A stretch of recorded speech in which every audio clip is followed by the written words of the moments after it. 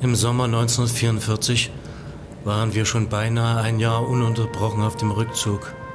Naja, die Heeresleitung nannte es natürlich beschönigend Frontbegradigung. Sie konnten es nennen, wie sie es wollten.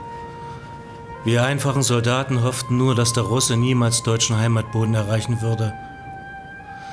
Unsere Verluste wurden in diesem Kriegsjahr immer höher. Überall sah ich nur den Tod und das Verderben. So viele meiner Kameraden waren schon gefallen. Ich bin heute noch froh, dass nicht ich es war, der die Todesnachricht an die Familien in der Heimat schreiben musste. Mein geschätzter Hauptmann fand dafür die besseren Worte. Mein Gott, heldenhaft gefallen für Führer, Volk und Vaterland, stand er wohl immer. Bis heute bin ich mir nicht ganz sicher, was mir in diesen unwirklichen Umständen die Kraft und den Willen zum Überleben gab. Vielleicht war es meine Familie, die ich wieder in die Arme schließen wollte. Oder eben einfach nur der reine Instinkt, überleben zu wollen. Ich kann es heute nicht mehr sagen. All das, was ich in dieser Zeit durchleben musste, hat mich bis heute sehr verändert. Damals trieb mich die Hoffnung an, wenn ich den Krieg überleben und nach Hause zurückkehren sollte, dass dann meine Familie und meine Freunde daheim ihren Helmut wiedererkennen werden. Auf dem Weg zurück an die Front, nach meinem ersten Heimaturlaub, hoffte ich aber nur, dass mein Freund Heinrich noch lebte und wohlauf war.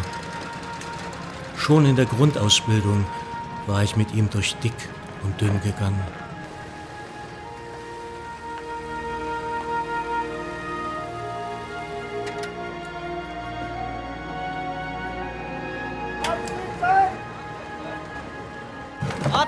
Absetzen, Männer! Los, los, los, los, los! Absetzen! Bitte. Wieder da? Ja, natürlich. Bitte. Hartmann! Mensch, zurück aus dem Urlaub? Ja, Zeit wird's. Wie war's? Zu kurz. Wie immer. Ja. Gut erholt? Ging so. Aber die Truppe muss unterstützt werden. Wir müssen mal rein, ich habe Ihnen was mitzuteilen. Kommen Sie mal mit. Mahlzeit, meine Herren. Also rein, stellen Sie gut. Na, weg. Spieß. Hauptmann? Haben Sie die Schulterstücke? Natürlich, Hauptmann. So, Böttcher, nach Ihrem verdienten Heimaturlaub habe ich die Ehre, einen der ältesten Obergefreiten zur Beförderung zum Unteroffizier gratulieren zu dürfen. Der Führer persönlich hat in seiner Größe und Güte Ihnen extra ein paar Schulterstücke zukommen lassen. Ich hoffe, Sie sind stolz darauf. Und wenn es knallt, nur mal den Kopf einziehen, oder? Besser ist. Und dass Sie mir der Truppe erhalten bleiben. Jawohl, Hauptmann. Mein herzlichen Glückwunsch. Die Gurkenschalen lassen sich auf der Feldschusterei reinmachen. Jawohl. Ja? So. Und weil Sie mal Mr. Spätrupp-Führer sind, Jawohl. erkläre ich Ihnen kurz die Lage. Also wir haben hier nämlich einen russischen Gefangenen gemacht. Der hat uns den Termin für den nächsten bevorstehenden Angriff gesagt. Und zwar, aufgrund der Aussage dieses Gefangenen, den die Feldgendarmerie hier vorgeführt hat, haben wir den genauen Termin des Angriffs. Greift der Russe auf der Höhe 371 an, brechen die durch. Wir haben keine Möglichkeit, panzerbrechende Waffen nach oben zu bekommen. Wir können den Angriff nur in einem Gegenstoß peinigen. Und Sie sind mit dabei. Gut. Mann, Ja. was ist denn mit dem bolschewiken Schwein? Ja.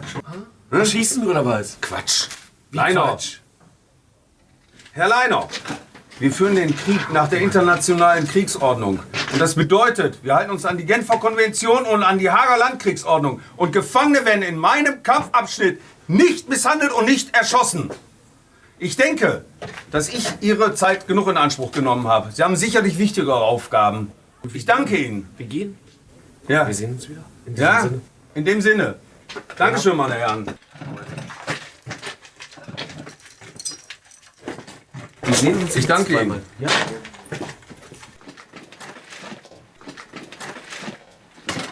Böttcher, Jawohl. nehmen Sie sich Ihre Waffe, rüsten draußen ab. Sie kümmern sich um den Gefangenen und erledigen das in unserem Sinne. Haben Sie mich verstanden? Alles klar. Günsche, kommen Sie mal. Wir haben hier folgendes. Los, hoch. Die Wege Los, hoch. zu der Höhe 371 die sind nahezu unbefahrbar. Das heißt, für schwere... Los, Mensch.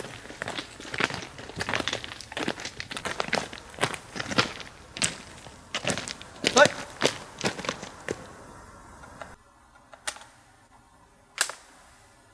Nix schießen! Bitte nicht! Bitte nix schießen! Mensch, ist gut, sei still.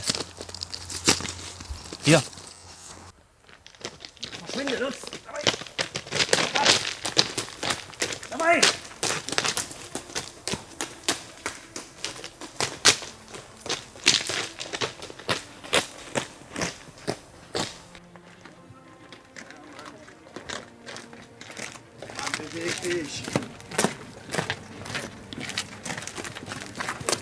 Kamerad, nächstes Mal, da werden wir für. Du könntest abgeben. Mensch, weiter, los! Von der Frontverlegung. Hatte keine Zeit dafür. Hast du die Naht nicht verklebt? Selbstverständlich. Alter, Sausack! Mensch. Hey, was machst du denn hier? Ja, das kommt direkt von der Frontverlegung. Ah, hast du eine schöne Zeit ausgesucht. Komm, zieh dir mal einen Schild an. Hier, halt erstmal.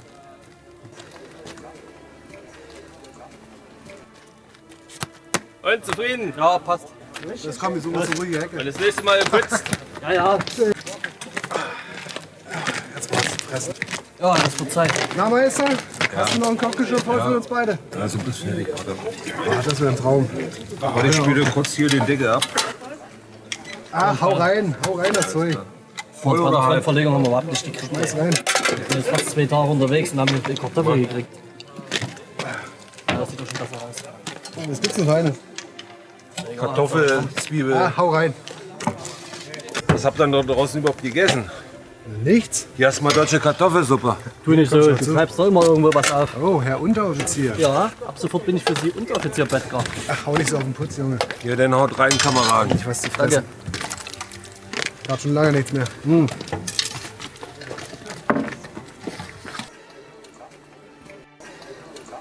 erzähl mal, wie war der Heimaturlaub? Ich hab das auch von Erholung keine Spur. Komm, mal testen.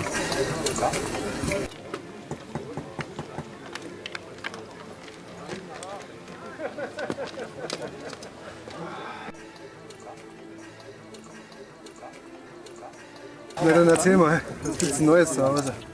Hier die zweite Nacht ein Fliegeralarm. Den Vater haben sie jetzt zum Luftschutz eingezogen. So schlimm vorübergehend. Ja, kaum gesehen. Die Nachbarn reden auch alle nur noch ständigen Bombardierungen in anderen Städten. Aber, halte ich fest, die Scheißhausparole lautet, dass der Führer Wunderwaffen einsetzen wird. Was sind für Wunderwaffen? Das weiß man noch nicht genau, weiß der Geheimhaltungsstufe. Aber es soll nicht mehr lange dauern. Meinst du, das bringt noch was? Wir stehen hier an der Front. Und zu Hause schmeißen sie unseren Leuten die Bomben aufs Dach. Der Führer haut uns raus. Ach, der Führer. Natürlich müssen sie ihnen zu Hause erzählen, dass es vorwärts geht. Das glaube ich nicht. Ach, Der Führer haut uns raus. ach Quatsch Wirst nicht. du sehen, das ist noch eine Sache von 2 Wochen. Ach, hör auf, Und dann drehen wir das Blatt. hör auf mit dem Führer, Mann. Ich jetzt rede nicht so. Dass jemand hört. Mensch, wir drehen das noch. Ich glaube an den Endsieg. Ich glaube höchstens daran, dass ich noch irgendwann nach Hause komme und das hilft nicht. Mensch, du hast einen alter Bauch auf den Führer geschworen. Ja, das hätte ich mir vielleicht vorher überlegen sollen. Aber egal. Jetzt sind wir drin in dem Kahn. Jetzt bringen wir die ganze Geschichte bis Komm, zu gib mal einen Ende. Schluck.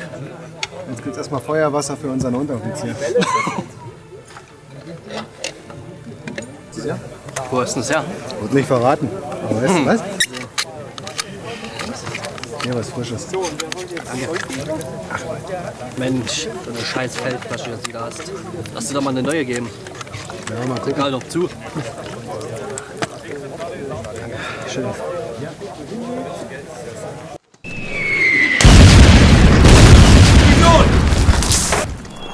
Division! Ja, wir haben 2,5 Zentimeter Beschuss!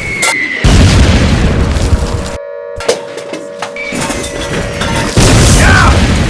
Ja, ich bin sofort! Los, alle raus! Alle raus! Los!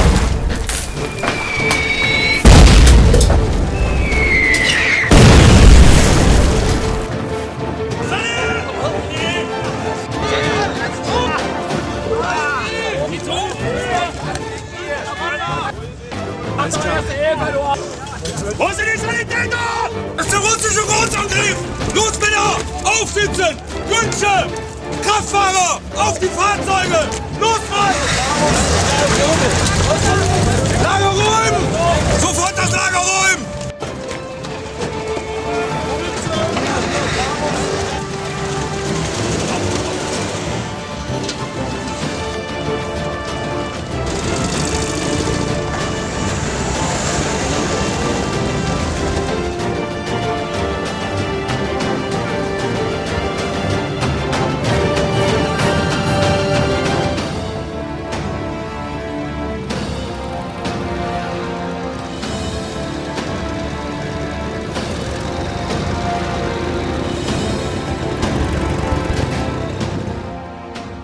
Was ist denn hier los?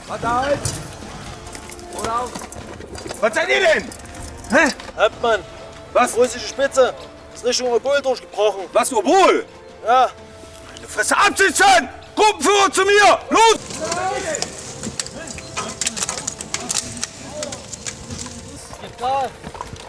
Hauptmann. Den Angriff auf die Höhe 371 können wir fallen lassen. Der Russe ist durchgebrochen. Aber Hauptmann, das ist der Führerbefehl. Ihren Führer? Können Sie mal fragen, was der in der Situation machen würde. Los, meine Herren. Also westliche Richtung. Günsche, Sie gruppieren um. Wir machen Panzervernichtungstrupps auf den Krädern. Mit Panzerfäusten ausrüsten, wir fahren dem Russen in die Flanke rein. Wir müssen den Hauptstoß auf Obol aufhalten. Da sind Verwundete. Die können den Hauptverbandsplatz nicht rechtzeitig räumen.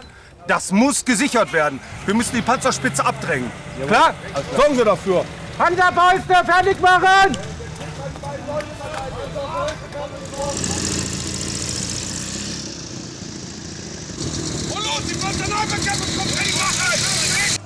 Da sind doch die Russen! Absitzen!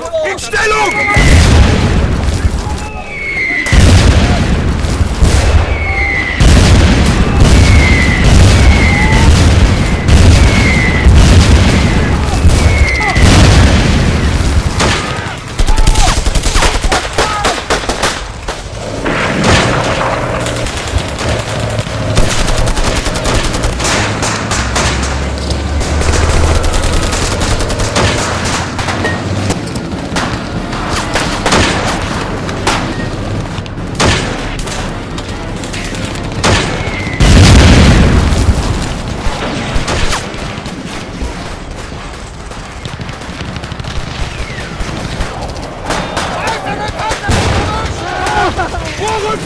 Vorrücken, alle Mann! Los! Los ist da! Auf geht's, Männer! Auf geht's! Holt sie euch!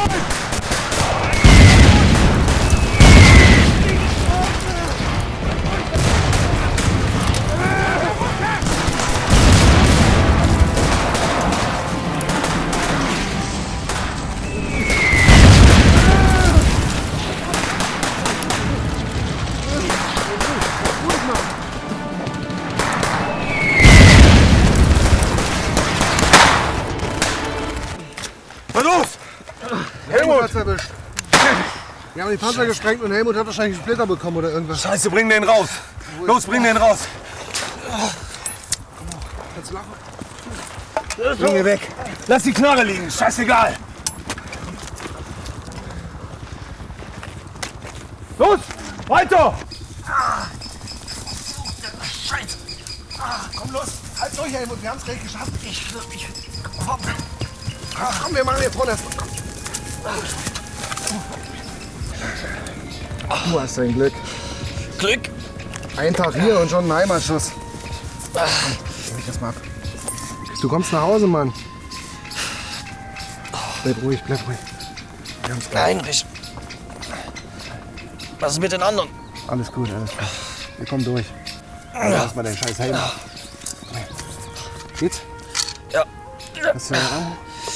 Lass mal den ganzen Mist hier mal abrödeln. Lass, komm. Bleib hier. Wir müssen vor zur Straße. Schaffst du es? Ja. Hier draußen findet uns kein Schwanz. Und weiter? Wir hoffen, dass jemand kommt. Und dann bringt dich jemand nach hinten. Ja, los, komm. Alles klar? Ich hab Blut verloren. Mir ist schwindelig. Wir haben es gleich geschafft. Wir müssen vor zur Straße. Hörst du mich? Helmut, wir müssen vor zur Straße. Hier findet uns kein Schwanz. Los, komm hoch. Deine Hurra-Tüte auf, nicht, dass sie uns noch ein paar Koffer aufmalt.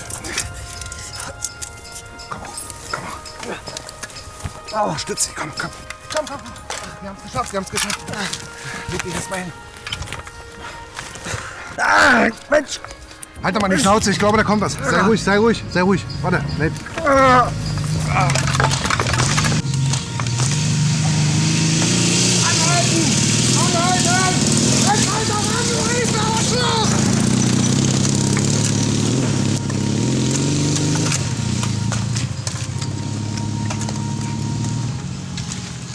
Heinrich, da kommt der nächste.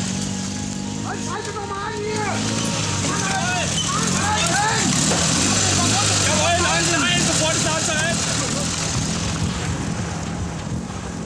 Komm halt durch, du kommst nach Hause. Helmut!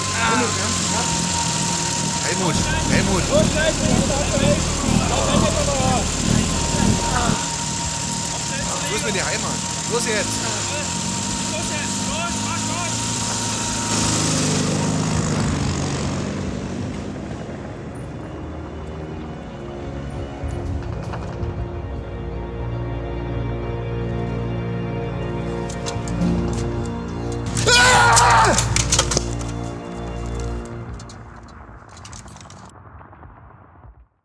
An den Schmerz kann ich mich heute nicht mehr erinnern.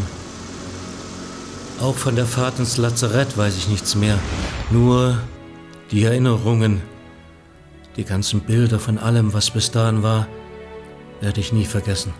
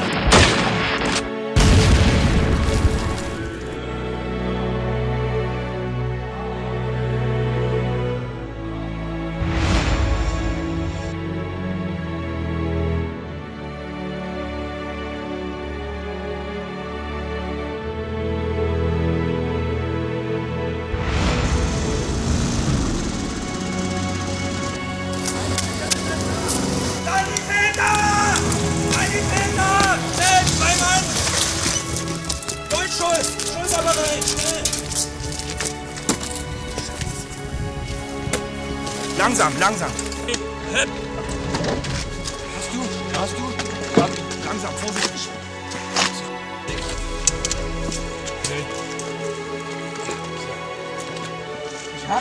Ich auch.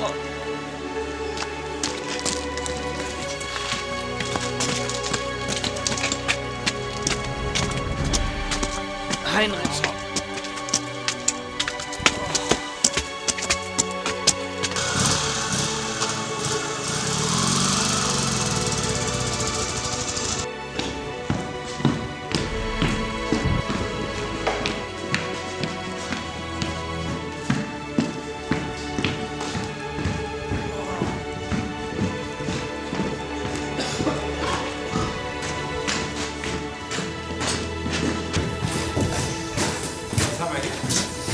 Wir hatten eine Schussverletzung, Moskau.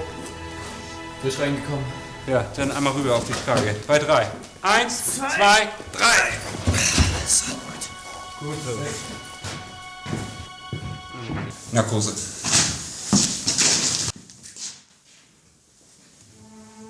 Natürlich kann ich mich an all das nicht erinnern und weiß nur aus Erzählungen, was passiert ist. Skalpell? Wie so viele habe ich mein Leben dem unermüdlichen Einsatz der Ärzte und Schwestern im Frontlazarett zu verdanken. So, Tupfer? An schlechten Tagen, nach harten Kämpfen, operierten sie quasi im Minutentakt und retteten damit tausende Leben. Fixette?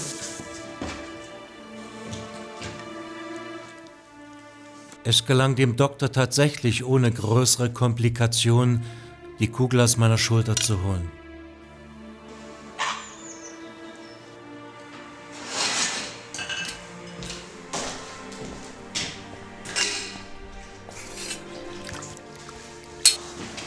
Ach, Schwester Inge. Herr Doktor? Wie geht es Ihnen? Alles in Ordnung. Sie schauen ziemlich fertig aus. Ach, geht schon. Jetzt trinken Sie erstmal einen schwarzen Kaffee. Und dann geht es Ihnen gleich wieder etwas besser. Dankeschön. Es wird schon wieder. Schwester, ich muss los, meine Patienten.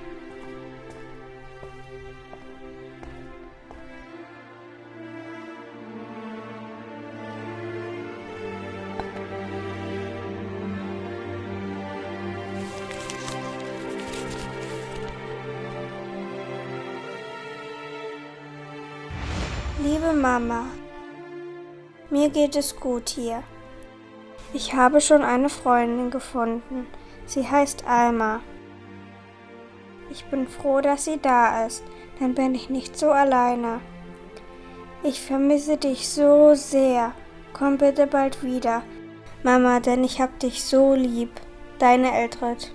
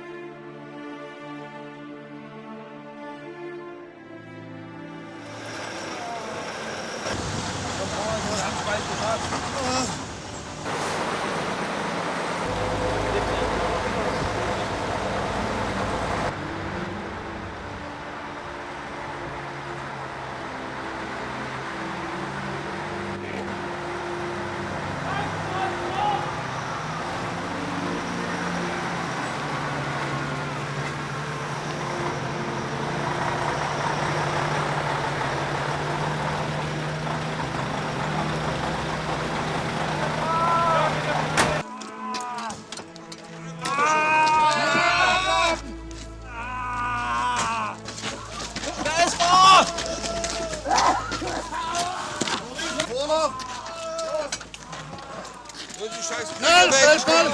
Sunny! Schwester, los, kommen Sie. Reißen Sie sich zusammen. Wir haben gerade einen Transport schwer Verwundeter hingekriegt. Da sind 4 Schlägerfälle dabei.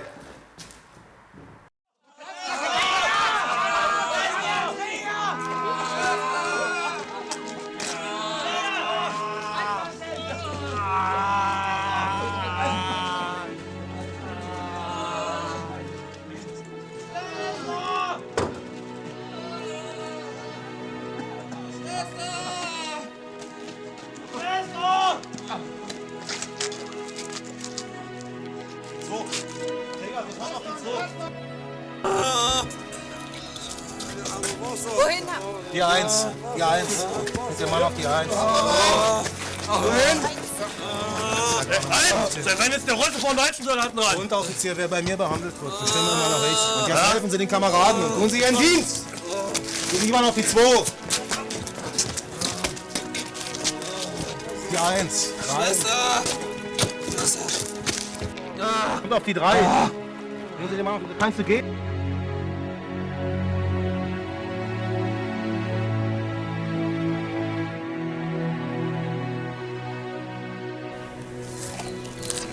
Junge, wie alt bist du? 22. Schwester, auf die 1. Jawohl. Das ist geschafft, Junge.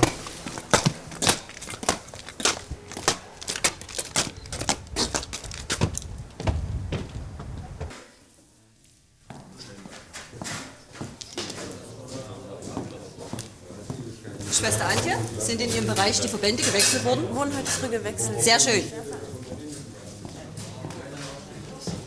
Und Sie, haben Sie die Bettpfannen geleert? Habe ich gemacht. Und frisches Wasser gegeben? Geh ich gleich nochmal durch. Sehr schön. Na, Herr Böttger? Schwester Inge. Ich habe hier was zur Stärkung für Sie. Das freut mich auch. Sie sehen heute schon viel besser aus. Das liegt auch in der guten Pflege. Was ich Sie fragen wollte, sieht man sich denn nach Kriegsende nochmal, wenn man die Schlacht gewonnen hat? Ich hoffe doch.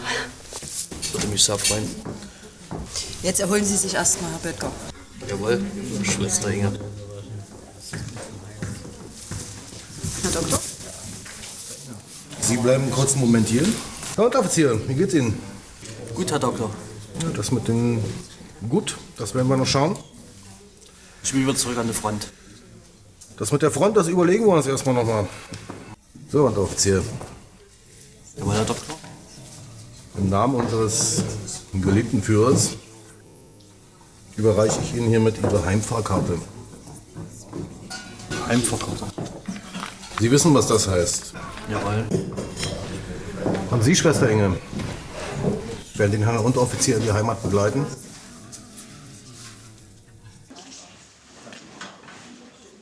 Danke, Herr Doktor. Nicht dafür. Nicht dafür. Wir dienen schließlich im Sinne des Menschen. Schwester Inge, wenn ich Ihnen beim Packen helfen darf, lassen Sie es mich doch wissen. Sie ruhen sich erstmal aus, Herr Böttger. Jawohl. Glückwunsch, Helmut. Ich wünsche dir viel Spaß. Ich wollte zurück zu meiner Einheit und kein Heimaturlaub.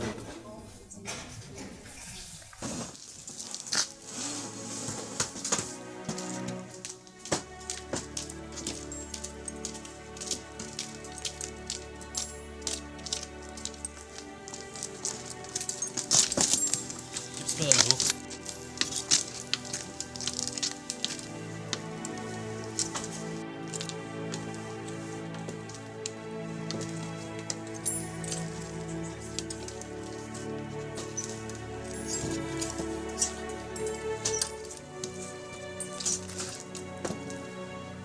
Alles Gute. Ja.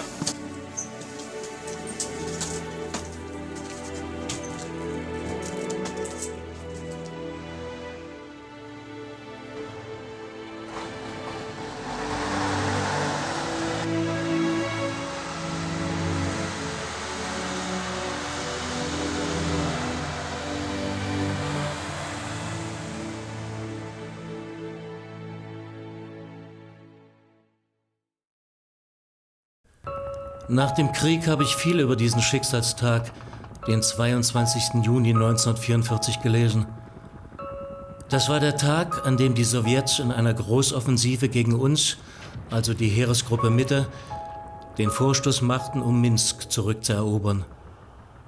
Bagration nannten sie die Operation, nach einem russischen General aus dem 18. Jahrhundert. Uns jedenfalls kostete die ganze Sache über 20 Divisionen, also fast die ganze Heeresgruppe Mitte. Davon haben wir uns nie wieder erholt. Man kann sagen, das war der Anfang vom Ende. Mitten in dem Chaos, das da plötzlich ausbrach, haben mein Hauptmann und meine Kameraden doch tatsächlich noch das Lazarett in Obol evakuieren können, während alle anderen nur an Rückzug, um nicht zu sagen Flucht, dachten. Dass ich gerade dabei eine Kugel eingefangen habe, war wohl mein Glück im Unglück. So kam ich schnell weg von der Front, fort von der Hölle der Stalin-Orgeln und des Blutvergießens.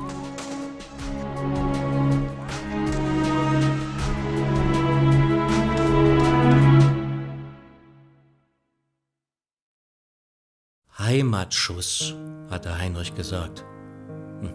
Dabei wollte ich doch gar nicht nach Hause. Wie so viele glaubte ich damals noch fest an den Endsieg. Man hielt sich doch an jedem Strohhalm fest. Und ich wollte doch auch unbedingt zurück an die Front zu meinen Kameraden. Heinrich hatte jedenfalls recht. Nach der Behandlung im Frontlazarett kam ich zur Genesung nach Plauen in ein Heimatlazarett. Ich war also fast zu Hause. Innerlich war ich aber bei meinen Kameraden an der Front. Nur Schwester Inge brachte mich auf ganz andere Gedanken. Auch sie opferte zu dieser Zeit viel. Getrennt von ihrer Tochter, kümmerte sie sich mit viel Hingabe um die verwundeten Soldaten. In ihrer freien Zeit gingen wir oft im Stadtpark spazieren. Und Helmut, wie geht's dir jetzt? Nach der guten Versorgung wird es bald zurück an die Front gehen. Hoffentlich. Lass mich erstmal eine Zeitung kaufen. Guten Tag. Hallo. Was sollen die kosten? 10 Reisbrände. Reicht.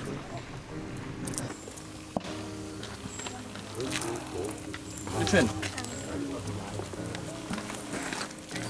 Wir sehen. Und was steht drin? Ich hab's euch gesagt, der Führer kündigt die neuen Wunderwaffen an. Es geht bald zurück an die Front.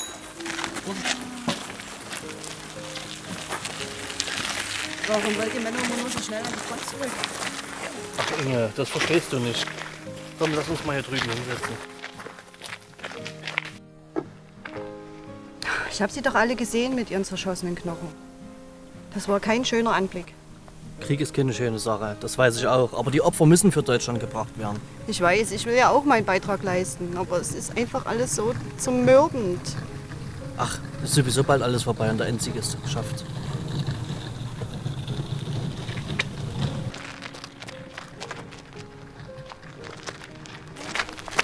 Kleiner, du hast dein Teddy verloren.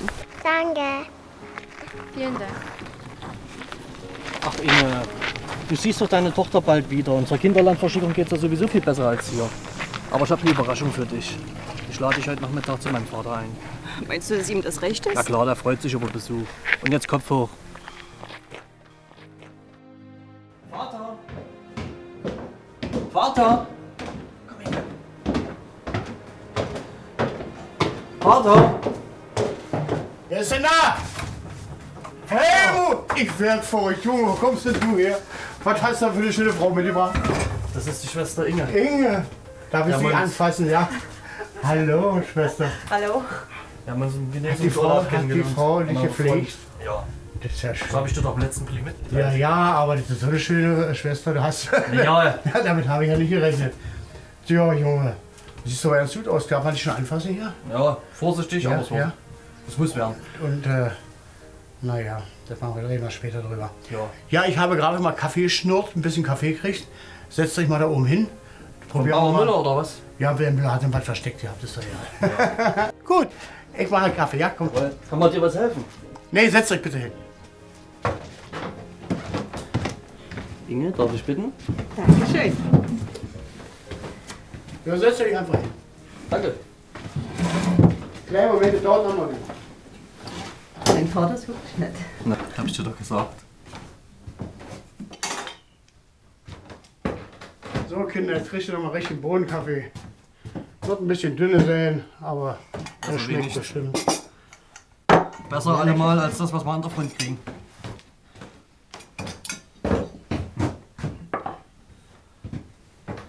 So, wir haben ein bisschen Milch geschnurrt. So Bitte? viele Umstände extra. So, hier werde ich mal kurz hinsetzen. Puh. Darf ich? Schwester? Dankeschön.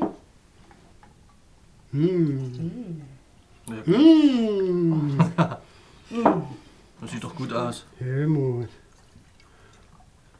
Wie lange ist das her, dass wir das letzte Mal Ja, eine Tasse Kaffee getrunken haben? kriegt ihr denn nach dem Einsatz an der Front so ab und zu noch mal hohen Kaffee? Meistens nur zu Nur besonderen Muckefuck. Anlässen. Ach na ja. So. So, nun erzähl mal ein bisschen. Nun Tja. erzähl mal ein bisschen. Helmut. Man erzählt, die Heeresgruppe Mitte ist fast aufgerieben. Ach, mal erzählt. Man zu erzählt, viel. ja, aber naja, ich meine, ihr Soldaten kriegt ja auch nicht alles mit, was die hohen Herren da oben ausmachen. Aber man kriegt ja doch ein bisschen Angst. Man kriegt ein bisschen Angst, es geht immer so rückwärts. Und die Wunderwaffe ist noch nicht so ganz reif, die so ja irgendwann kommen soll. Ich möchte bloß meinen Sohn nicht verlieren und unser halbes deutsche Volk wird da total in Elend haben. Ich habe das erlebt im Ersten Weltkrieg und was ist bei rausgekommen? Wir haben nur Schaden von gehabt. Helmut, es ist doch sinnlos. Es kommt doch nichts bei raus. Es ist doch nur Elend am Ende. Und wieder sind wir diejenigen, die verlieren werden. Das ist doch alles Schwarzmalerei, Vater. Das weißt du doch. Im Moment sieht es doch gut aus. Klar haben wir Verluste hinnehmen müssen. Aber Heeresgruppe Mitte, die ist niemals aufgerieben. Das glaube ich nicht. Du hörst einfach zu viele Feindsender. Das ist das Problem. Lass dich dabei nicht erwischen. Helmut, wir haben unsere Mutter schon verloren. Meine Frau, deine Mutter. Und meinen Sohn möchten die auch noch verlieren. Ich möchte nicht verlieren. Ich möchte dich verstecken in der Scheune bei Bauer Schulze, der dich kein Mensch sieht, und bis der Krieg zu Ende ist. Und der dauert höchstens noch 4, 5 Wochen und dann ist Ruhe, Schluss. Bist du verrückt? Ich habe einen Eid auf den Führer geschworen.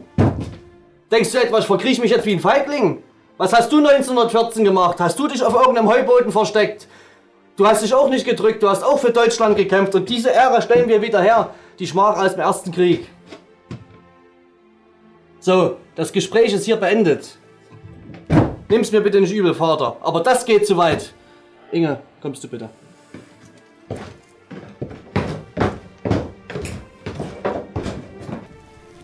Da muss doch verrückt sein, mir so einen Vorschlag zu machen. Mensch, Helmut, beruhig dich doch mal. Da kann ich mich nicht beruhigen.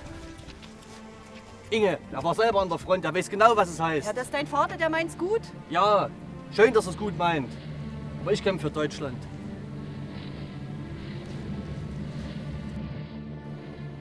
Da hinten, siehst du das? Das sind Flugzeuge. Aber das sind doch keine deutschen Flugzeuge. Das sind doch Amerikaner. Die fliegen hier auf dem direkten Weg nach Plauen. Was, nach Blauen? Da hinten kommt keine größere Stadt. Das ist kein Lohn oder. Wie viele das sind? Ja, die werfen ihre Bomben ab. Die werfen reihenweise ihre Bomben ab.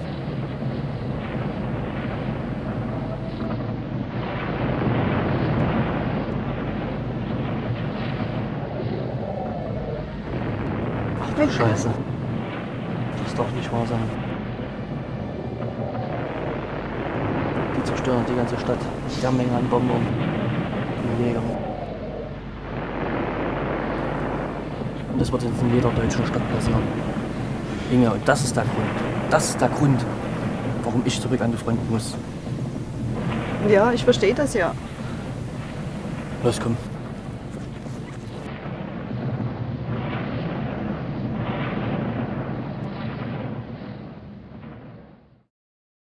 Naja, da war ich dann wieder zurück an der Front. Da, wo ich sein wollte, wo mein Platz war. Bei meinen Kameraden, bei Heinrich und dem Hauptmann. Inzwischen war meine Truppe nach Orga in Litauen verlegt worden. Später wurde das Gebiet unter dem Namen Kurlandkessel bekannt. Wir merkten damals alle, dass der Winter nicht mehr weit weg war. Die Scheißkälte muss man sich aber auch erstmal wieder gewöhnen. Was für eine Kälte? Ist aus dem Herbst? Reicht wohl aus. Naja, wird Zeit, dass der Nachschub die Winterbekleidung bringt. Was für ein Nachschub? Wie, was für ein Nachschub? Wir haben seit 2 Wochen keinen Nachschub mehr bekommen. Ja, wird Zeit. Wir leben hier von Resten.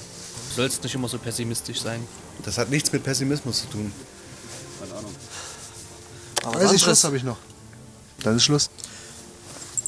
Ach, mehr brauchst du nicht. Der Russe hat sich doch wahrscheinlich schon ergeben. Weiß man nicht, ist doch seit Stunden nicht passiert. Weiß man nicht, wie viele Russen hier draußen rumschleichen. Anscheinend kein einziger. Ja, die tun nur so. Und wenn, haben wir immer noch die große Bleispritze hier liegen. Ja, Also. Aber guck mal. 2 Kästen sind schon alle. Naja, besser wie nicht, mehr brauchen wir auch nicht. Dein Optimismus, der bringt dich irgendwann mal in die Kiste. Glaube ich nicht. Ja. Die müssen sie im Lazarett wohl eine Gehirnwindung rausgenommen haben, was? Im Lazarett habe ich ganz andere Sachen gehabt. Ja, haben sie dich geimpft? Naja. Ich habe da eine hübsche Rotkreuzschwester kennengelernt. Und? Na, was und? Na. Denkst du, das sag ich dir? Na, hast du oder hast du nicht? Natürlich nicht. Ich will sie erst mal kennenlernen, das ist nicht eine wie alle anderen sind. Weißt du, was irgendwann mal auf deinem Stein steht? Ja, was? Gefallen für Führervolk und Vaterland und eiserne Jungfrau. Naja, wenn es denn so ist. Aber ich hab's dir schon mal gesagt. Glaub doch einfach an den Endsieg. Mensch, so lange wie ich jetzt zu Hause war, habe ich so viele Sachen gesehen, so viel gehört und gelesen. Die Wunderwaffen werden kommen, wie ich es damals schon gesagt habe. Das ist bloß noch eine Frage der Zeit. Ja, genau. Noch der Nachschub wird kommen. Der Endsieg wird kommen, aber nicht mehr für uns. Wirst du sehen. Und Jungs, wie ist die Lage? Ruhig? Verdammt ruhig, zu ruhig. Da rührt sich nichts, oder? Wir haben die Russen ja schon kapituliert. Quatsch. Die haben sie wirklich eine Sicherung rausgenommen, oder? Seit 2 Stunden nichts, gar nichts. Gestern Nacht war auch nichts. Das ist zu ruhig, Jungs. Das ist zu ruhig. Die hacken bestimmt wieder irgendwas aus, die Vögel. Wann stoßt man eigentlich weiter nach vorn? Immer die Ruhe. Immer die Ruhe bewahren, Männer. Da kommt noch was. Die sind noch nicht am Ende. Nimmt doch mal die Birne runter. Alarm! Da sind sie! Bild, schwimm das MG! Komm her! Und Feuer! Rechts!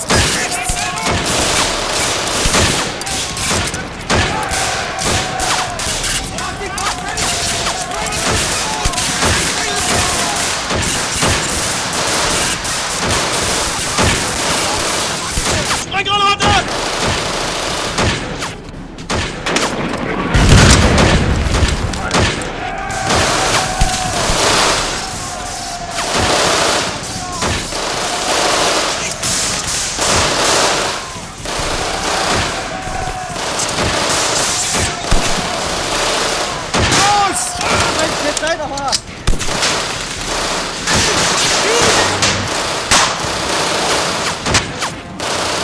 Mach Mann!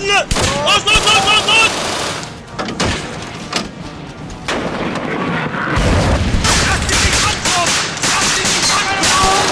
Schieß doch, verdammte Hunde!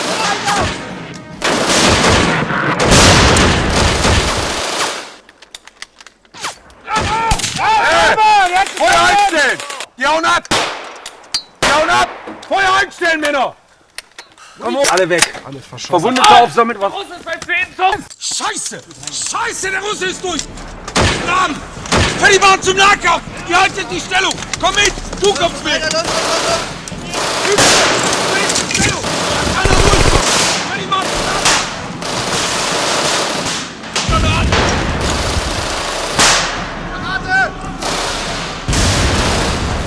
Ach du! Da sind sie! Da sind sie!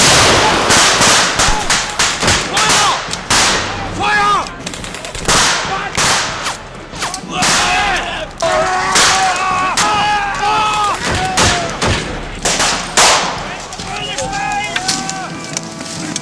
Ivan! Hör auf! Hör auf, Ivan!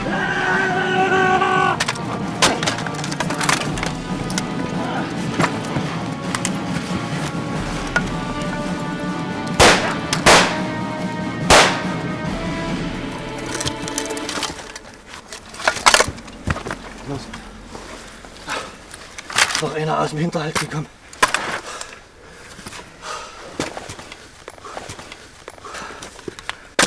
Da ist noch einer durchgebrochen. Ja, da ist hin. Dreckschwein. Verfluchtes. Das war knapp. Naja, hat's vielleicht doch recht. Aber guck mal, der Nachschub ist durchgekommen. Was? Heinrich, wir gucken mal, ob der irgendwas dabei hatte. Hat der was zu fressen? Hast du immer Hunger? Los, komm. Nicht mal vernünftige Knöpfe haben die an der Uniform. Guck mal her, das ist bestimmt.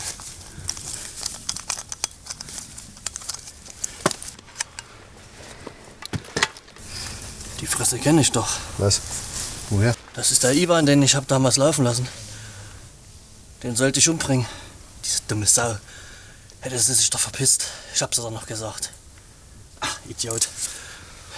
Komm. Ja, es geht mal, Hauptmann. Komm, ja. Los, Abmarschbereitschaft herstellen. Ja. Nimm du mal die beiden Heime. Ich nehme das Gewehr. Nimm meine Knarre mit. Wie war das? Von wegen, die Russen ziehen sich zurück? Ja, ich glaube, du hast recht gehabt. Wie so oft. Aber du hörst Sei mal ja ruhig, nicht. sei mal ruhig. Was denn? Fahrzeug. Er ist einer von uns.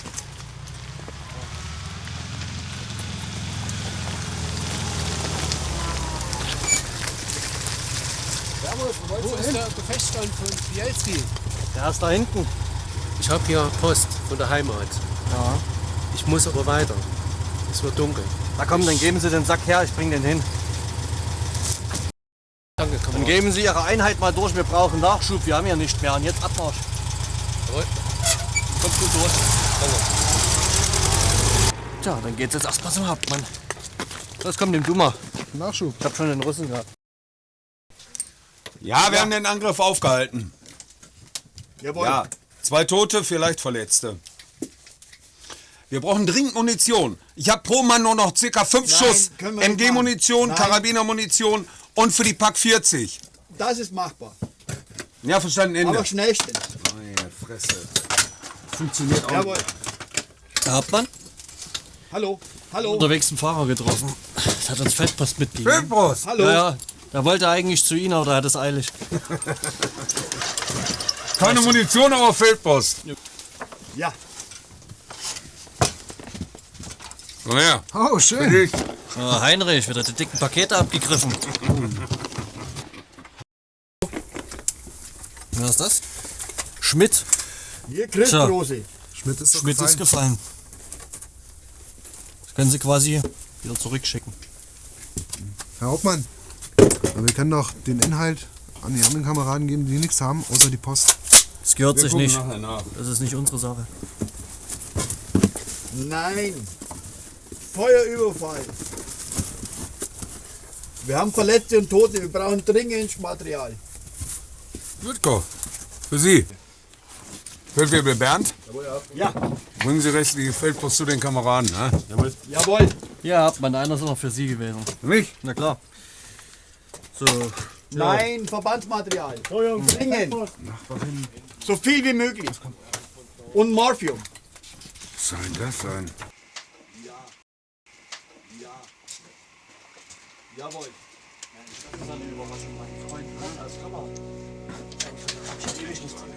Von meiner Schwester. Sehr geehrter Herr Bielski, mein Name ist Gerda Lehmann und ich bin Ihre Nachbarin aus der Bahnhofstraße 8. Leider muss ich Ihnen die schreckliche Nachricht überbringen, dass Ihre Ehefrau bei einem schweren britischen Bombenangriff in der Nacht zum 15. Oktober getötet wurde. Das Wohnhaus hat während dieses entsetzlichen Angriffs einen Volltreffer abbekommen und ist durch die enorme Wucht der Explosion in sich zusammengestürzt. Der ganze Straßenzug liegt in Schutt und Asche. Bei den Aufräumarbeiten habe ich Ihre Frau zusammen mit den anderen Hausbewohnern unter den Trümmern gefunden. Ich hoffe, Sie sind in diesen schweren Stunden nicht allein und finden Trost bei Ihren Kameraden. Die unzähligen Toten wurden zusammen mit Ihrer Frau heute früh abtransportiert, um sie zu bestatten. Das ist alles so furchtbar. Wie lange soll dieser Bombenterror auf unsere Städte noch so weitergehen? Auch wenn Ihr Schmerz noch so groß ist, bitte halten Sie durch. Es sind doch schon so viele gefallen. Ich wünsche Ihnen alles Gute. Ihre Gerda Lehmann. Ja. Ja, viel Neues gibt's bei dem auch nicht. Lebensmittel machen wir klappen. Hauptmann, wollen Sie auch ein Stück? Nee, danke, mir ist das ja vergangen. Hauptmann, alles in Ordnung bei Ihnen. Ach, Helmut. Da. Was ist denn los? So schaut's aus. Darf ich auch lesen? Mhm.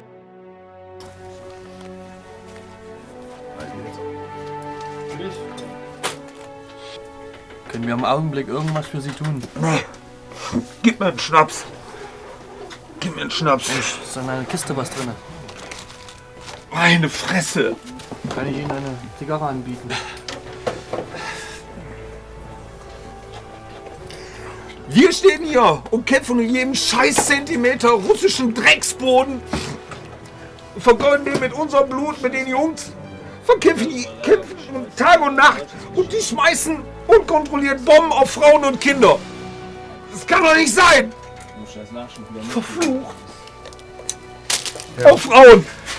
Auf Frauen und Kinder schmeißen die das. Hier ist geritten. Was sind die Brühe, Herr? Das habe ich heute Morgen dem Ivan abgenommen, als er an die Stellung kam. Die saufen auch noch Scheiße. Tja, sind halt Russen. Kommt mir noch. Irgendwie muss weitergehen. Scheiße Hund drauf. Hauptmann, wenn wir noch irgendwas für Sie tun werden. Nee, wir müssen weitermachen. Gib mir mal den Brief. Scheiße. Komm. Was? Fressen weich. Ja. Seit diesem Tag war mein Hauptmann nicht mehr derselbe. Die Nachricht über den Tod seiner Frau hat ihn schwer getroffen. Als wäre das alles nicht genug gewesen, bekam der Hauptmann später noch einen weiteren Brief. Seine Mutter, Auch sie wurde Opfer der Bomben. Was war Heimat nun noch für ihn? Er hatte jetzt niemanden, zu dem er zurückkehren konnte. Und wir? Die Russen wurden nicht müde und schlugen uns ein Gefecht ums andere zurück nach Westen. Zu den zermürbenden Kämpfen kam auch noch die Sorge um die Heimat und die Lieben zu Hause. Die Situation wurde immer unübersichtlicher. Mit uns waren Hunderte, ach was, Tausende auf der Flucht Richtung Westen.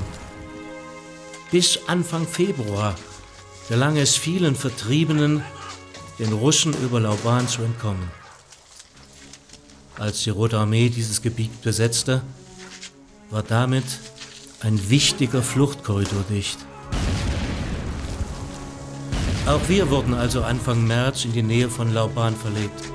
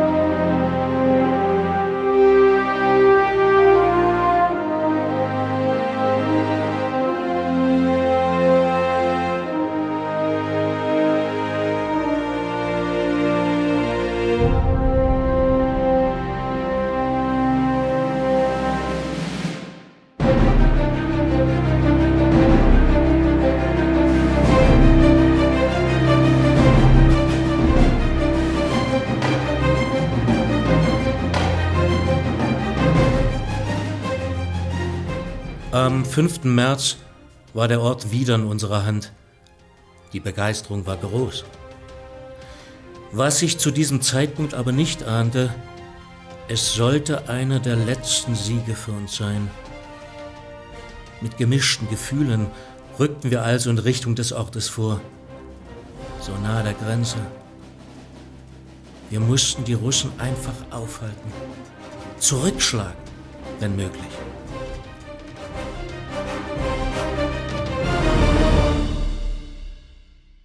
So nah wie möglich rangehen. Kein eigenes Feuer.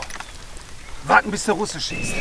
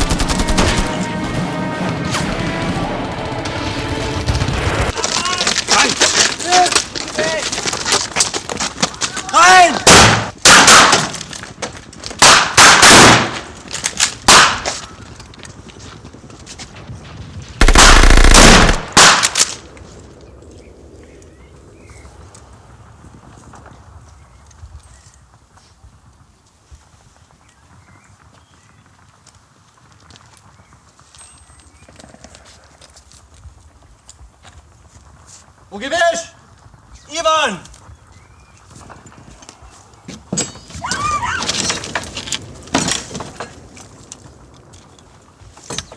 Das sind Kinder.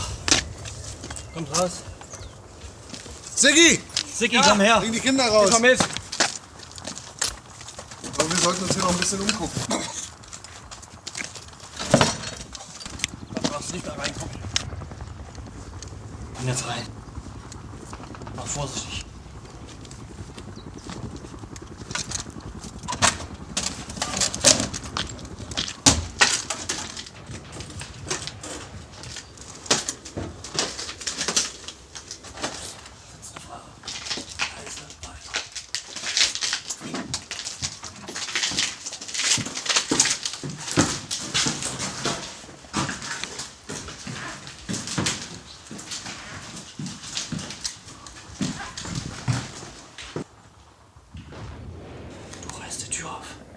Ich schmeiß rein und dann machst du wieder zu, alles klar? Machen wir's. 1, 2,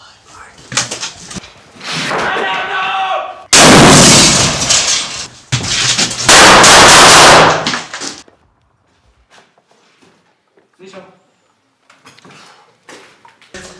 Raus hier, die Frau.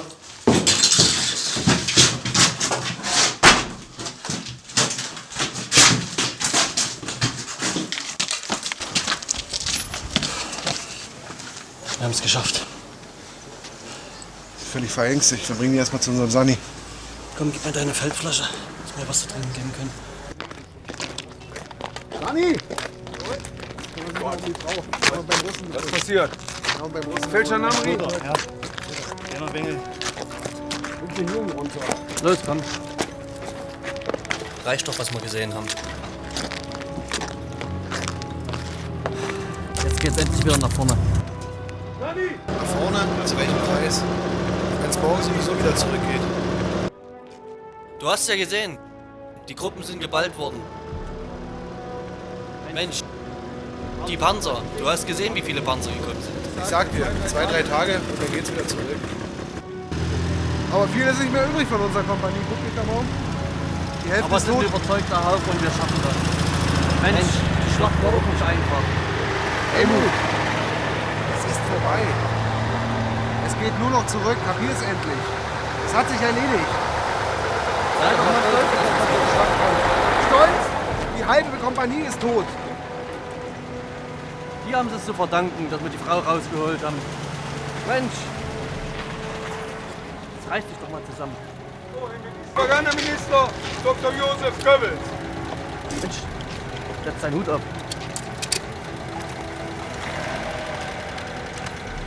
Achtung!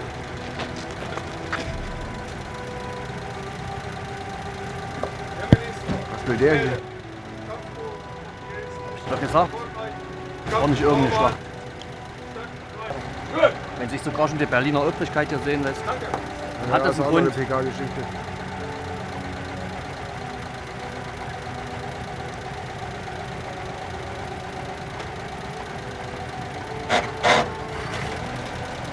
Und es geht vorwärts.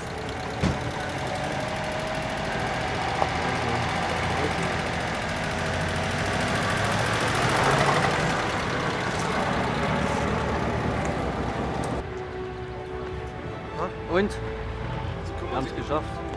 Was haben wir Jetzt geschafft? geht's weiter nach vorne. Ach, das war eine wichtige Schlacht. Und die haben wir gewonnen. Ja, Mit überzeugten Leuten. Jungs. Hauptmann. Hauptmann, ihr Spiegelei fällt fast ab. Tja, das fällt so wie Deutschland. Aber es wird doch nach vorne gehen.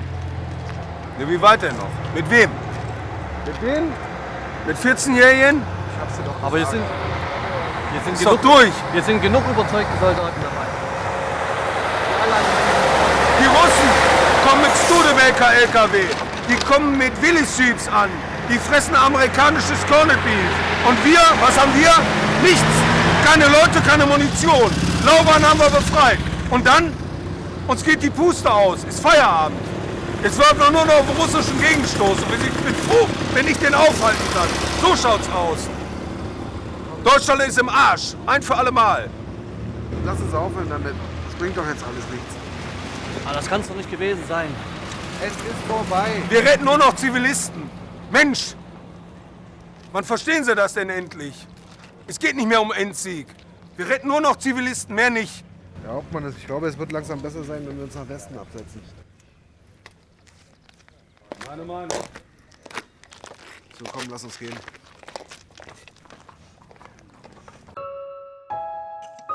Auch wenn viele von uns damals noch Hoffnung hatten, dass nach Lauban die Karten neu gemischt werden, mein Gott, ich wartete ja immer noch auf die Wunderwaffen. Der Hauptmann hatte recht. Es ging nicht mehr um den Endsieg oder um irgendeinen Sieg. Es ging nur darum, zu retten, was zu retten ist. Wir waren weit auf dem Rückzug. Bis Görlitz und Bautzen gelang uns noch ein kleiner Sieg, aber das hatte kaum noch Bedeutung. Über Dresden und den Erzgebirgskamm erreichten wir schließlich fast meine Heimat.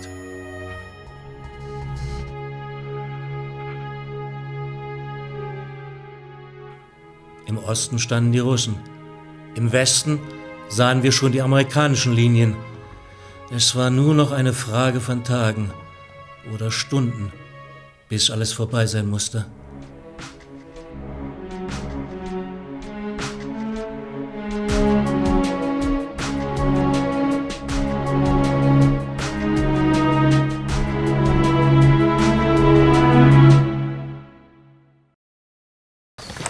Ist letzte Nacht was aufgefallen?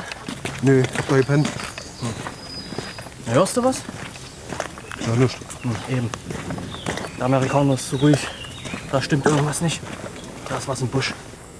Ja, ich denke mal, die werden sich jetzt zum letzten Stoß vorbereiten. Und diesmal gehen wir vielleicht unter. Ja, Komm mal rein. aber mit dem Haufen gewinnst du keinen Blumentopf. Ne? Wie denn auch? Wir haben seit Tagen nichts zu fressen gesehen. Tja, ich geh erst mal rüber zu meiner Gruppe. Ja, mach das, ich bin beim Hauptmann. Keine Gefechte. Der Russe holt sich nicht. Hauptmann. Unteroffizier Betscher melde mich zurück vom Horstposten. Und? Keine besonderen Vorkommnisse, im Gegenteil. Der Amerikaner ist zu ruhig. Kein Abendsegen. Kein Morgengruß. Ja, nichts. Genauso wie bei Ihnen. Ja. Was machen die Amis? Nichts. Ein Kamerad hat mir berichtet, sie würden ausgelassen feiern. Was? Und in die Luft schießen. Feiern? Ja. Wünsche Sie übernehmen, ich schau mir das an.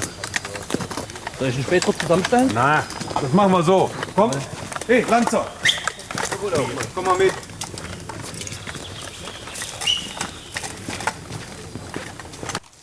Herr Hauptmann, haben Sie schon was von meinem Bruder gehört? Nein. Nichts von der vermissten Sammelstelle, aber der kennt schon. Ich mach dir mal Sorgen.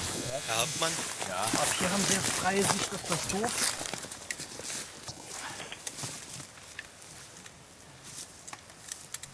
Da kommt ein Fahrzeug. Runter!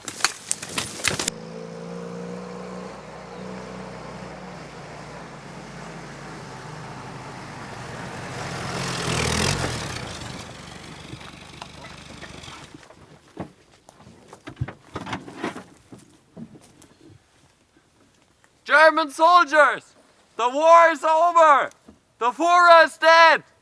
Schnauze, keiner bewegt sich. Runter. German soldiers! Keiner rührt sich. The war is over! The Führer is Ich glaub denen dead! kein Wort. You surrender! You have no chance! Weitere Kampfhandlungen sind sinnlos! Kommen Sie raus und ergeben Sie sich der amerikanischen Armee! Es bewegt sich keiner. Fuckers!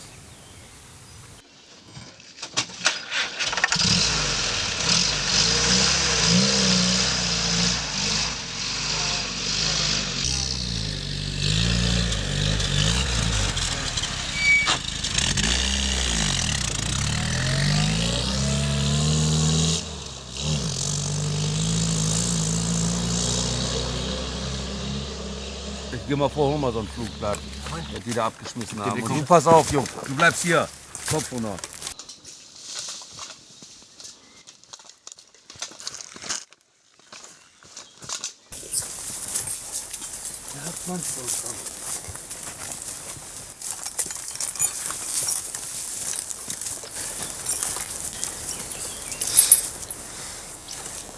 Vorbei. Was? Ihr könnt die Knarren runternehmen. Was meinen Sie, Herr Hauptmann? Bedingungslose Kapitulation. Das ist doch ein Trick, das ist doch Feimpropaganda, das kann doch gar nicht sein. Glaube ich nicht. Also waren die Beobachtungen von gestern Abend doch richtig. Eben. Bei den Russen keine Kampftätigkeit, bei den Amis auch nicht. Los, komm. Wir gehen zurück. Verletzungswitmen. Alles klar. Und das nach 6 Jahren.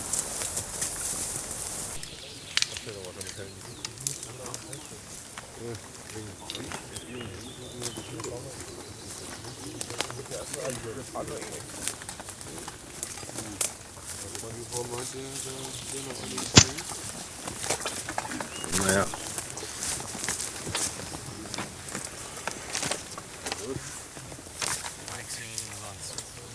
Und das nach 6 Jahren. Das gibt's doch nicht. Bedingungslose Kapitulation. Bedingungslos. Und das nach 6 Jahren. Lassen wir die Jungs mal antreten. Ich mach zum Antreten. Los, Leute.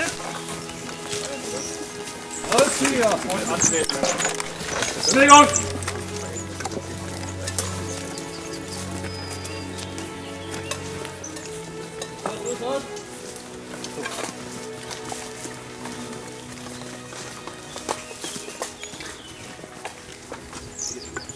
Aufgehen, da, komm. Aufgehen. Herr Hauptmann, melde ich den Kampftruppe wie befohlen. Angetreten. Danke.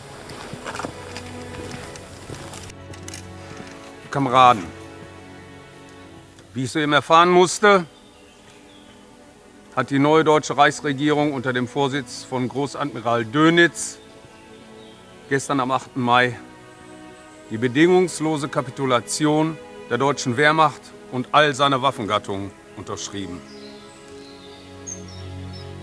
Seit dem 9. Mai heute Morgen 0 Uhr schweigen nun die Waffen. Große Siege sind errungen und unzählige Heldentaten vollbracht worden. Aber nun müssen wir gegenüber einer Übermacht kapitulieren, die keine so große und tapfere Armee standzuhalten vermag. Unsere Gedanken gehen zu denen, die nicht mehr unter uns sind. Wir gedenken den gefallenen Kameraden, den Vermissten und denen in den Lazaretten und Hospitälern. Wir denken an unsere Frauen und Kinder, die in endlosen und unzähligen Bombernächten umkamen. Unsere Gedanken gehen zu denen, die wehrlos dem Gegner ausgeliefert sind, den Verschleppten und den Heimatvertriebenen. Seid versichert, der bewaffnete Kampf um Deutschland ist nun vorbei. Aber ihr, die ihr irgendwann wieder heimkehrt, für euch ist es die Aufgabe, ein neues Deutschland wieder aufzubauen, in dem es sich lohnt, wieder zu leben, zu lieben und zu arbeiten. Es wird für uns alle eine schwere Zeit werden. Wir wissen, wie der Gegner uns bekämpft hat. Unbarmherzig und mit aller Gewalt.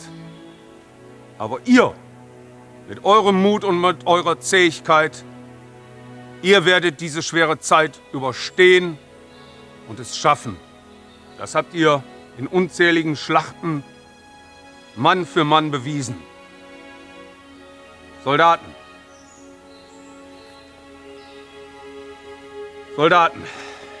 ich entlasse euch nun aus dem Dienst der deutschen Wehrmacht. Wer bei der Truppe bleiben will, der tritt um 14 Uhr an. Die anderen, die sich auf eigene Faust in ihre Heimat durchschlagen wollen, können gehen. Diejenigen, die bei mir bleiben und sich in das bittere Los der Kriegsgefangenschaft begeben, treten an in vollständigen, gereinigten Dienstanzug mit allen Auszeichnungen und Effekten. Ungeschlagen und mit erhobenem Hauptes werden wir den Amerikanern entgegentreten. Wir blicken zurück auf 6 Jahre soldatische Ehre, Tugend und Tapferkeit. Hart im Kampf, unerbittlich gegenüber dem Feind, hilfsbereit und gütig gegenüber der Zivilbevölkerung und siegreich im Kampf. Das ist das Bild, was ihr Soldaten meiner Truppe auszeichnet. Eure Orden und Ehrenzeichen sind ein Garant für eure Tapferkeit. Männer, ihr habt mehr vollbracht, als man je von euch verlangen konnte. Ob das Vaterland euch jemals dafür danken wird, weiß ich nicht. Ist, glaube ich, auch gar nicht so wichtig. Wer schlägt sich auf eigene Faust durch, der tritt einen Schritt vor.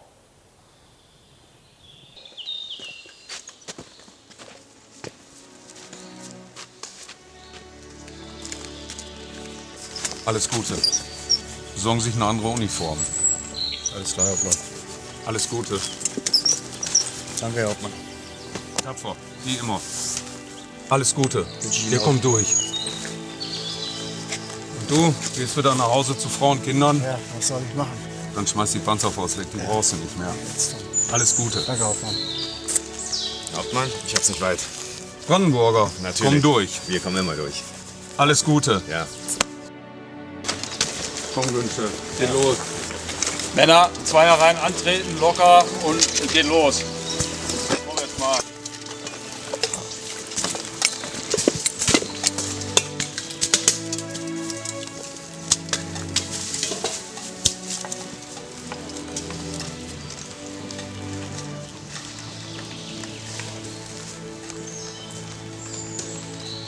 Das war's jetzt.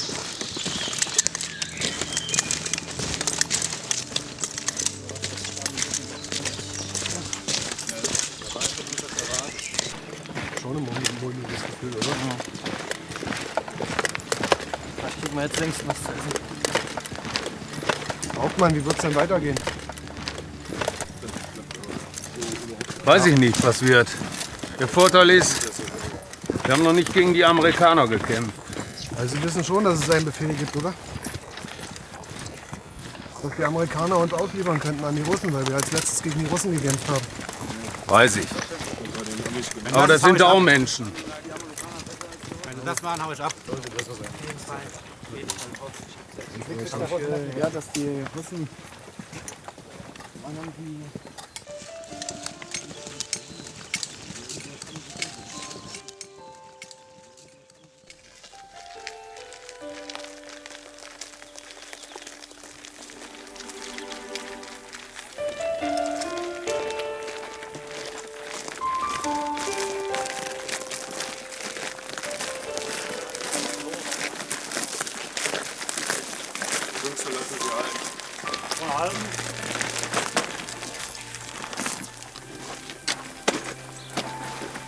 Wer ist hier der Offizier?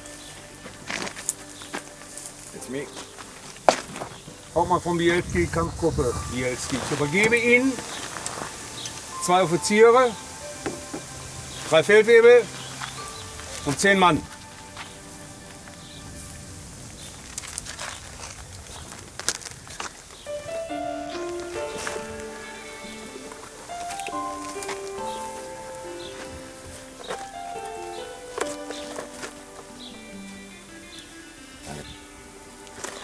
Easy now. Easy now. Günther, lassen Sie rühren.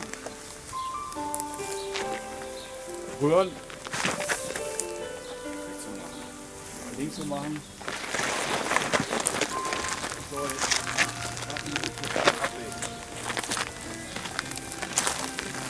Drop your weapons right in this place. All weapons. Pistols, rifles, knives, grenades, all weapons. Na, na, na.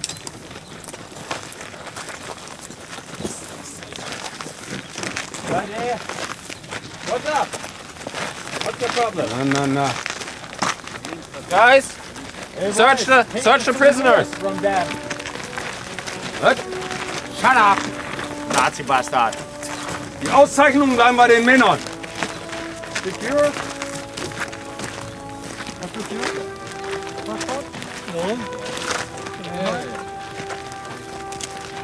Zigaretten erzählen. What's this? Das ist das deutsche Protzengold. Ich hab keinen Juden gekillt. What's your name? What's your name? What's your... Hey!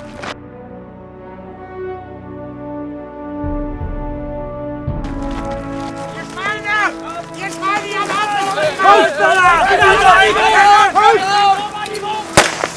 Nobody move! Get back in the line! Get in the line! Die Schweine! Schweine! Get in the line! I'm shooting! Helmut, bring die Jungs! Bring die Jungs nach Hause! Bring die Jungs Jungs nach Hause! Ich schaff das noch!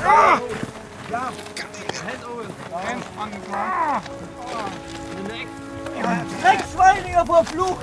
Get down! I said get down! Ja. Helmut hat keinen Sinn.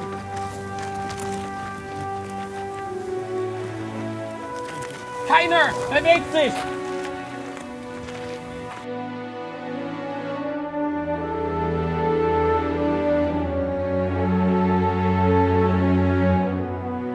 Right, guys, get up! Aufstehen! Get up! Eine Linie! One line! Hey!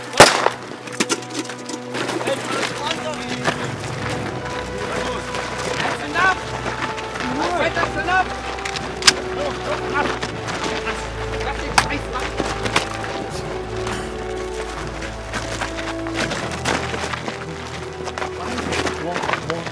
One more move! You understand? Komm, Helmut, lass ein! Hat doch keinen Sinn! Wir legen uns doch um, die Schweine!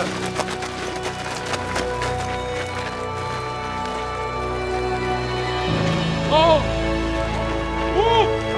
Hold on! Move! Move!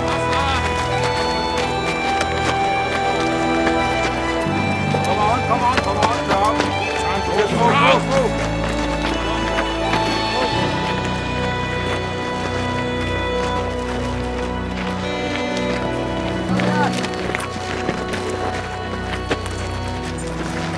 Go! Hey, Fräulein, come here. Hiding. Oh, Papa! Papa, ey!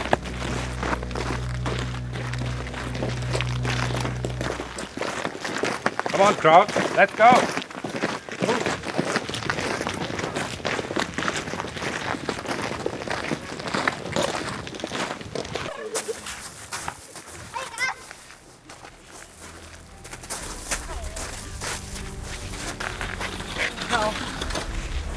Hier geht vorbei. Scheiße. Kann nicht wahr sein. Ich wollte doch auch an Nach uns sind bereits die Amerikaner.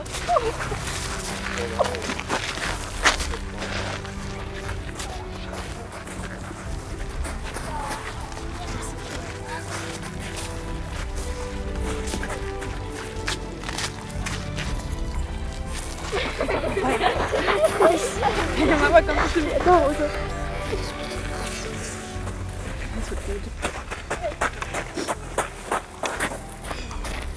Schnick, schnack, schnuck. Eltrid? Eltrid! Mama! Mein Schatz, komm her! Oh, mein Schatz! Lass dich mal anschauen. Du bist groß geworden. Oh, mein Schatz.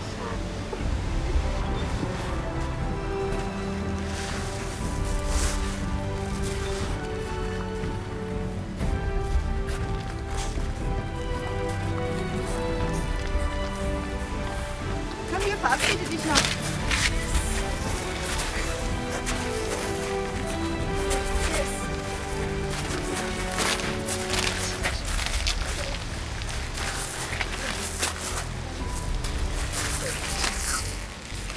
Komm.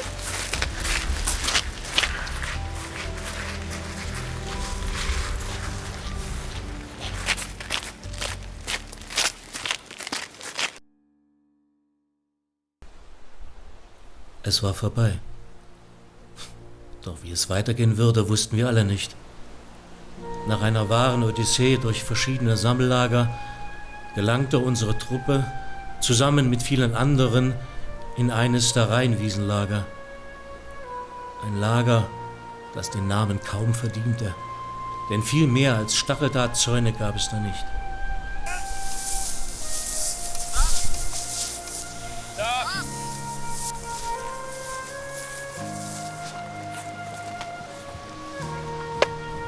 Sir, we got 20 prisoners. Check some prisoners for weapons, souvenirs, whatever. And take a look for SS guards. Yes. 2 guys, guards. Secure. Rest. Search them.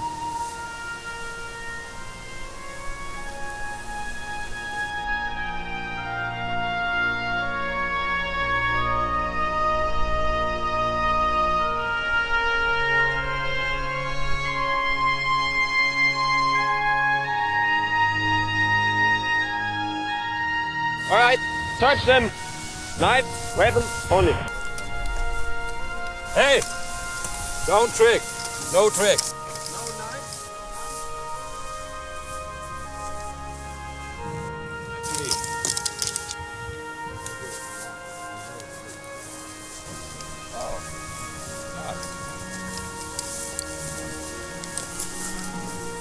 Okay, put down.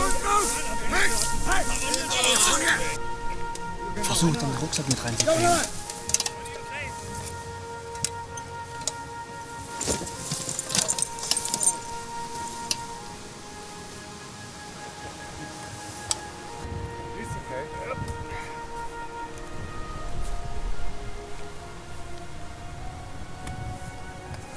Lieutenant, the next guy is SS concentration camp.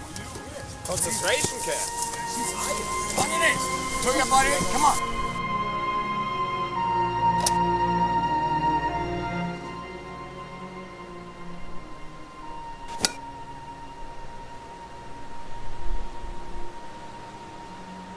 Hey. Hey. Look at this. Look at this. Which bag is this? This is your bag? This is my bag, yes. Is this your ID card? Yes. Come on. Come on!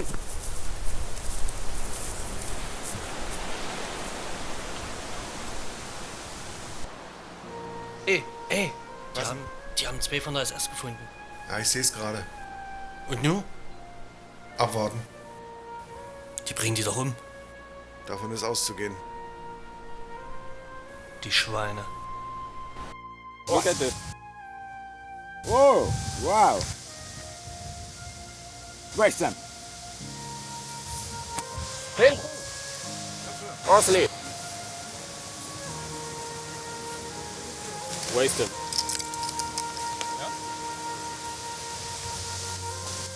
Let me in. It's my job. Move it, move it. Go on. Du hier. Verdammte Hunde.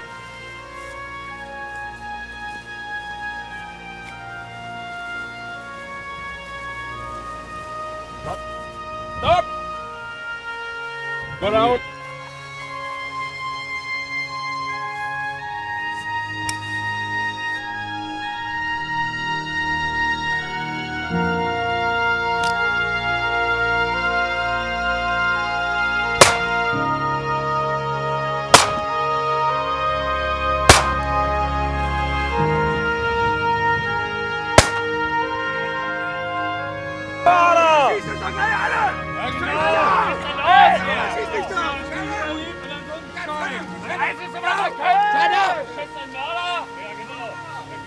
Go in the door! Sit down! Go in the door! Get the door up! And ahead! Come, come, come!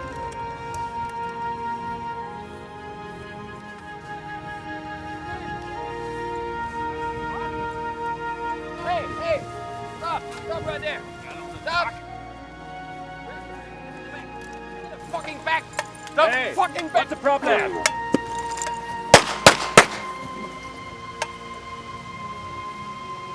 Lass uns doch wenigstens mal fressen!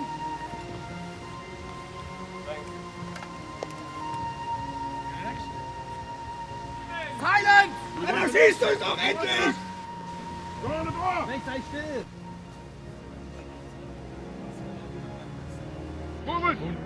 Come on, get in. Get in. Hurry up, let's go! Come on, get in. Go!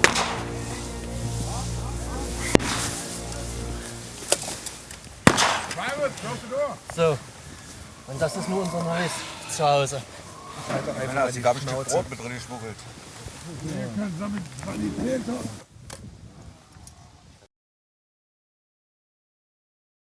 Kopf hoch, weißt du was? Wir schlafen erstmal eine Nacht drüber und dann gucken wir morgen früh mal, wie der Spaß hier weitergeht.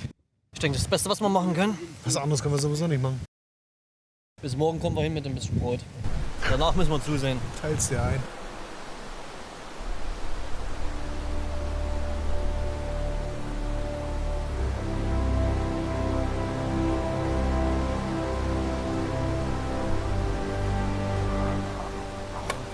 Verreckt uns! Sanitäter! Hey, go weg! Wir brauchen den Arzt! He's dead! He's dead! Wir verrecken! Go! Wenn wir hier alle verrecken!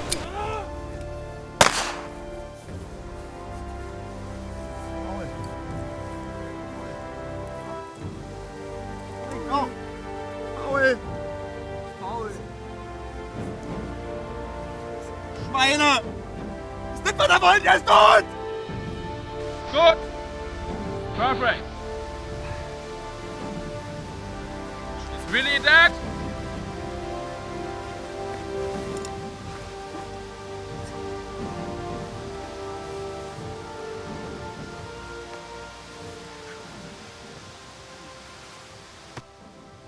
Kann die Plane noch einen Kamerad haben? Er braucht sie ja eh nicht mehr. Lass uns in Ruhe. Come out! Come here! Hey! Come here! You? And you. Put the body outside. Rauskommen.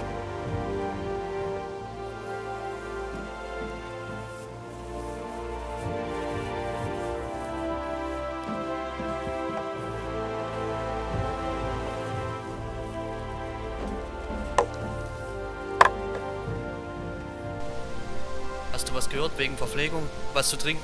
Ich habe seit fast 2 Tagen nichts gehabt. Wenn ich nicht bald was kriege, gehe ich drauf. Das heißt zwar, dass der DRK soll irgendwann mal kommen. Das heißt, das DRK soll irgendwann mal kommen. Aber wann und überhaupt, keine Ahnung. Naja, der Ami hat schließlich auch die Genfer Konvention unterschrieben. Ach, was gilt heutzutage noch eine Unterschrift? Die halten sich dran, das wirst du sehen. Aha. Grab lieber. Mecker nicht immer, grab einfach mal, Mann. Und deswegen haben sie auch die Leute von der SS erschossen. Grab weiter.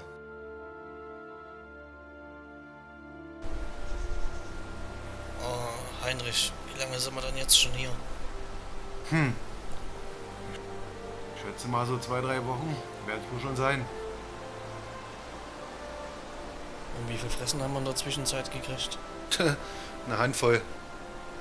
Naja, da wird schon bald der Nächste sein. Ach, erzähl nicht so einen Schwachsinn. Ach, Quatsch. Ja, Wir werden das schon überstehen. ach, Torf. Irgendwann ist der Mist auch vorbei. Du hast recht gehabt. Das hilft uns jetzt auch nicht weiter. Wir werden schon was zu fressen bekommen. Die können uns doch hier nicht verrecken lassen. Du hast doch gesehen, was sie mit den anderen machen. Wir wären doch nicht die Ersten, die sie hier raustragen. What's the fox? Dead? I don't know. No food for me. No. No for smoke.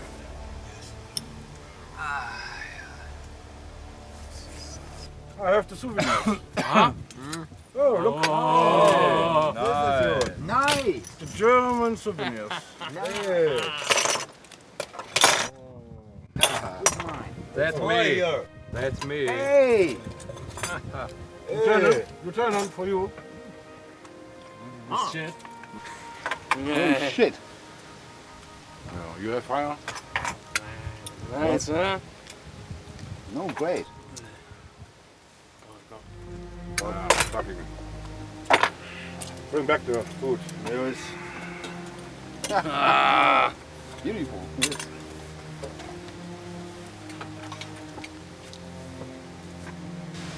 Es wird eng wegen Fresserei, dass du was besorgst. Ich glaube, ich werde heute Nacht mal rausgehen. Na dann beeil dich. Lange halte ich nicht mehr aus. Morgen bin ich vielleicht schon tot. Aber dann hab ich's hinter mir, dann kannst du meine Ration gleich mit. Hey! Reiß dich zusammen! Lass mich! Ich hab Hunger! Scheiße! Nein!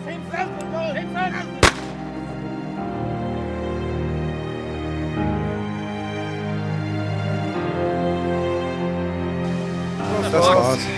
What is wrong? Wieder einer weniger. This for you. This for you. For you. Quatsch nicht so viel, friss lieber.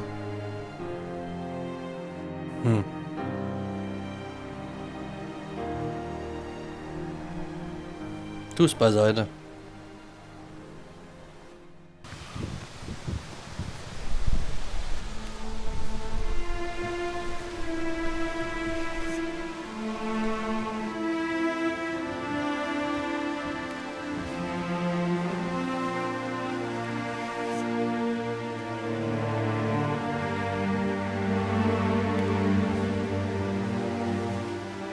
Ab und zu bekamen wir im Lager mal eine Handvoll zu essen. Meist gab es aber gar nichts. Viele habe ich dort sterben sehen. Sie starben an Krankheiten oder sind einfach verhungert und verdurstet. Hätte sich damals mein Freund Heinrich nicht um mich gekümmert, würde ich wohl auch in einem der unzähligen Massengräber liegen. Ich hatte einfach keine Kraft mehr und meinen Überlebenswillen fast verloren. Weißt du was? Heute Abend gehe ich raus und dann hole ich uns was zu fressen. Aber so lange musst du noch durchhalten. Gut? Ja. Aber beeil dich. Langsam. Setz dich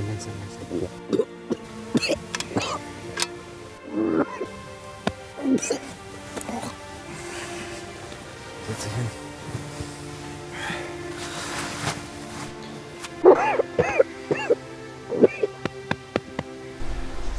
Heute Abend. Und so lange hältst du noch durch, Junge. Was mache ich, Heinrich? Und jetzt bleib oben. Nicht einschlafen. Nee. Langsam.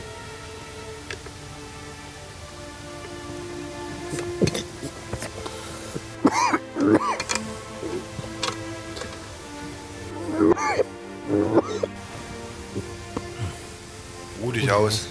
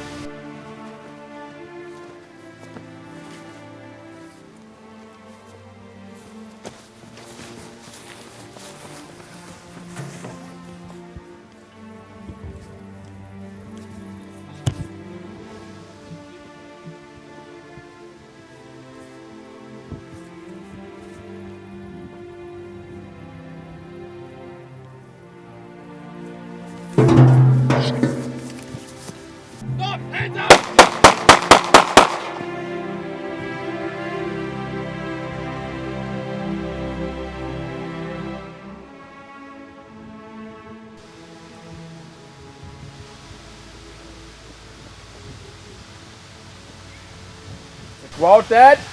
Yes. Fine.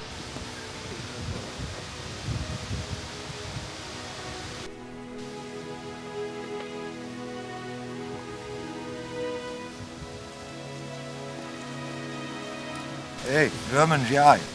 Coming. This is from your phone. Good luck.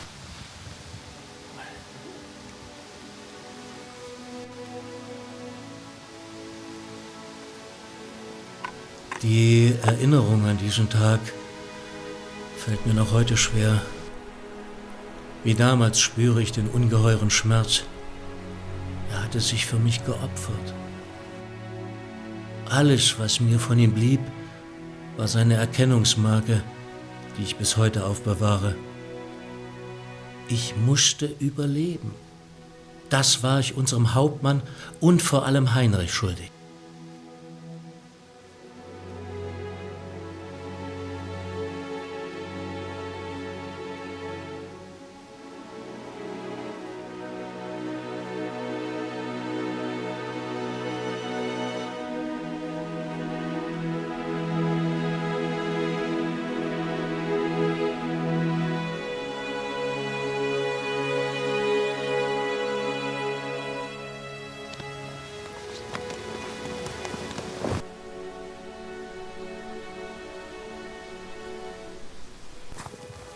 Helmut! Helmut! Helmut! Wach auf! Du musst leben! Du hast versprochen, die Jungs nach Hause zu bringen. Helmut! Helmut! Helmut, wach auf! Wach auf, du musst leben! Bring die Jungs nach Hause! Helmut! Helmut! Komm hoch! Wach auf, Helmut! Die wollen uns entlassen, hoch! Komm zu den Amis! Die wollen uns rausschmeißen, komm! Hoch mit dir! Und plötzlich wurden wir alle entlassen. Warum auf einmal? Kann ich bis heute nicht sagen. Vermutlich hatte das Rote Kreuz doch Druck ausgeübt. Naja, da war ich nun alleine. Es war tatsächlich vorbei. Und ich begann meinen Weg in die Heimat. Okay, Mr. Richter. Ein Teil von mir ist aber dort nie angekommen. Next one. Nach dem Krieg wurde viel über uns alte Soldaten geschrieben und gesagt, aber das meiste von Leuten, die selber nicht dabei waren. Sei es drum. Jetzt bin ich 93 Jahre alt. Ich hatte das große Glück, so lange leben zu dürfen. Viele meiner Generation war das leider nicht vergönnt. Ich kann aber bis heute die nicht vergessen, denen ich das zu verdanken habe. Mein Hauptmann. Es gab keinen, vor dem ich mehr Achtung gehabt hätte. Ein kluger und gerechter Mann. Und vor allem meinem Freund Heinrich. Für diese Männer hätte ich mein Leben gegeben. Aber sie gaben ihres für mich.